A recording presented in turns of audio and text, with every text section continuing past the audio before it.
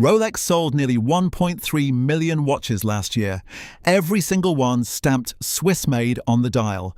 Every single one worth more the day you sold it than the day you bought it. The most trusted 3 words in luxury. But those 3 words don't mean what you think they mean, and they haven't since 2017. What Rolex is legally allowed to do would end the career of any watchmaker who admitted it out loud. Let's investigate. For 86 years, Swiss-made was a handshake. The Swiss Federal Council wrote a rule in 1971 that said a watch could carry the label if the movement, the beating heart inside the case, was assembled and inspected on Swiss soil. That was the entire test. 50% of movement value had to come from Switzerland.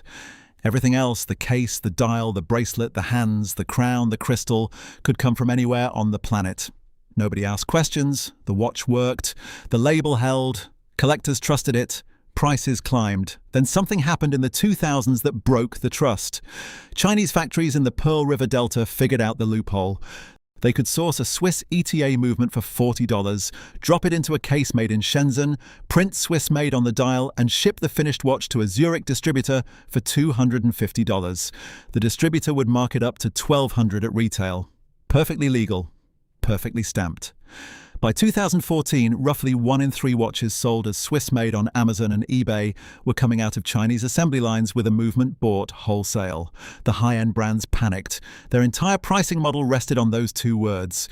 If a $50 quartz movement in a Shenzhen case could wear the same label as a Patek Philippe, the label was worthless. Therefore, the Swiss lobbied for a fix. On the 1st of January 2017, the Swiss Federal Council enacted the revised Swiss-made Ordinance. On paper, it was a crackdown. On paper, the standard doubled. 60% of a watch's total manufacturing cost, not just the movement, had to originate in Switzerland. Every watch publication called it a win for consumers. Bloomberg wrote about it. Hodinkee wrote about it. The industry celebrated. Read the ordinance itself and a different picture appears. 60% Swiss content means 40% can legally come from anywhere, and the law only counts manufacturing cost, not sale price or perceived value. A brand can build the cheapest 40% in China, the expensive 60% in Switzerland, and the retail price does not have to reflect the split at all. The number the Swiss watchmakers actually feared was not 60, it was 100. That was never on the table. Here is what a Swiss-made watch is allowed to import from China, Thailand, India, or Malaysia, and still wear the label without asterisk. The case can be forged and machined overseas. The steel bracelet, most bracelets on most Swiss watches, is stamped and assembled in Asia.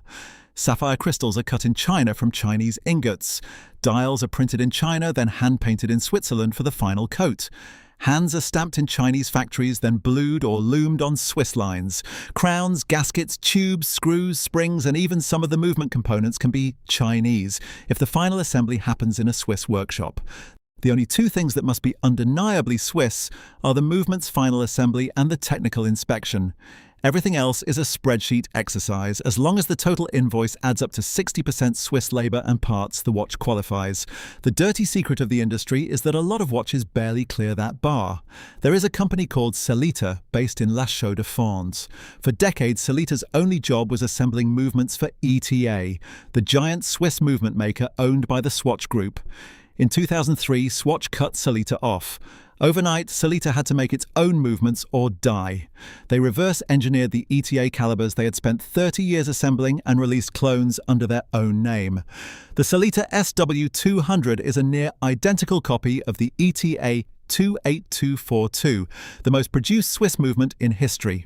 Today, the SW200 sits inside watches from Tudor, Hamilton, Christopher Ward, Oris, Bell & Ross, Longines, Satina, and dozens more. Every one of them Swiss-made. The barrel arbors, the mainsprings, the balance staffs inside a Sellita movement are frequently sourced from Chinese specialty houses. Sellita finishes and inspects. That is enough. If you've made it this far, hit subscribe, because the next part is the one Rolex hoped you would never look up. Rolex is not lying. Rolex owns its own case foundry, its own gold refinery, its own bracelet plant, and assembles every movement in Bienne. 99% of a Rolex is genuinely made in Switzerland by Rolex employees. That is verifiable. That is real. But Rolex still buys parts. The hairsprings in older Rolex movements came from Niverox, a Swatch Group subsidiary that operates factories in Eastern Europe and sources raw alloys from suppliers that include Chinese metallurgy plants. The synthetic sapphire in every Rolex crystal is grown industrially, and industrial sapphire production is dominated globally by 3 Chinese firms. The rubber gaskets, the crown tubes, the packaging, the boxes, and the presentation cards on some models are outsourced beyond Swiss borders. None of this makes a Rolex a fake, but it makes the Swiss-made stamp less clean than the marketing suggests. Even the most vertically integrated watchmaker in the world buys parts of its supply chain from countries the Ordinance was written to exclude. If Rolex is the cleanest one, what does the dirtier 90% of the industry look like? Tudor is owned by Rolex and shares its case foundry. But Tudor movements come from Sellita and Canesse's supply chain runs partially through Chinese specialty houses. Tissot, Hamilton, Certina, Mido, and Balmain, all part of the Swatch Group, share ETA movements assembled in Switzerland from components sourced across Asia. Christopher Ward publishes its cost breakdown openly and states that around 35% of a typical piece is non-Swiss by manufacturing value, within the legal limit. Barely. Frédéric Constant, Raymond Weil, Alpina, and dozens of independents rely on shared movement platforms whose parts trail through half a dozen countries before Swiss final assembly stamps them acceptable. The industry does not talk about this openly. When journalists ask, the answer is always the same.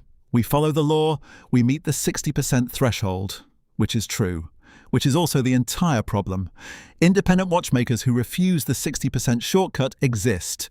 Journer, Voutilanen, Gronefeld, Rexepi. Every screw, every jewel, every hand-cut and finished in Switzerland or a neighbouring Alpine workshop, 0 Asian content. Their entry-level pieces start at $90,000. That is the honest floor for a fully Swiss watch made by Swiss hands from Swiss parts using Swiss tooling. $90,000 to skip the loophole. Everything below that number, from the $15,000 Rolex Submariner to the $1,200 Tissot on Amazon, is trading somewhere along the 60-40 spectrum. Some brands sit at 95% Swiss, some sit at 61%, all wear the same stamp. There is one thing a buyer can do before spending money on a Swiss watch. Turn the watch over, look at the caseback. If it says only Swiss-made, that is the legal minimum. If it says movement Swiss-made, the case might be Chinese. If it says Swiss movement with a country of assembly listed separately, at least the brand is being honest about the split. The brands that hide the origin of their cases and bracelets are usually the ones with the most to hide.